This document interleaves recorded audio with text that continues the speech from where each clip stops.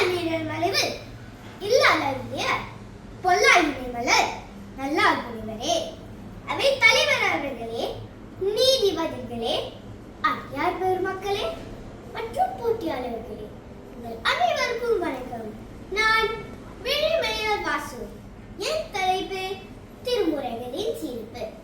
பன்னிரு திருமுறைகளிலிருந்து பெறப்பட்ட மூல கருத்துக்களான சாத்திரத்தில் சொல்லப்பட்டபடி திருமுறையானது மிகச் செம்மையானது, சாலச் சிறந்தது.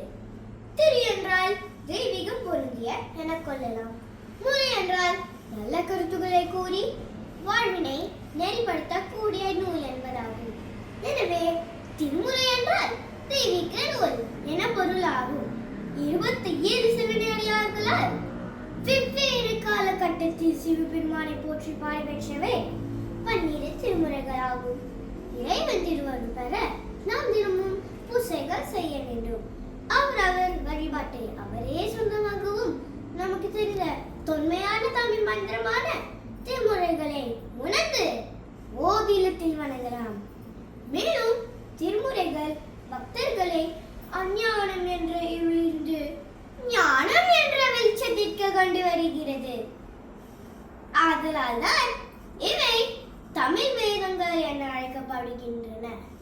முதல் திருமுறையின் முதல் பாடல் தோடுடைய செவியன் விடை ஏறியோர் தூவன் மதிசூடி என தொடங்குகிறது. பாடலின் முதல் எழுத்தான தோ என்பது இக் சக ஓ என பிரிக்கப்படுகிறது.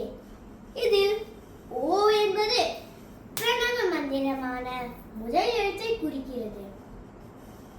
12 திருமுறைகளில் முதல் 9 திருமுறைகள் இறைவனை வாழ்த்தி கூறுவதால் இவை தோத்திரங்கள் என அழைக்கப்படுகின்றன.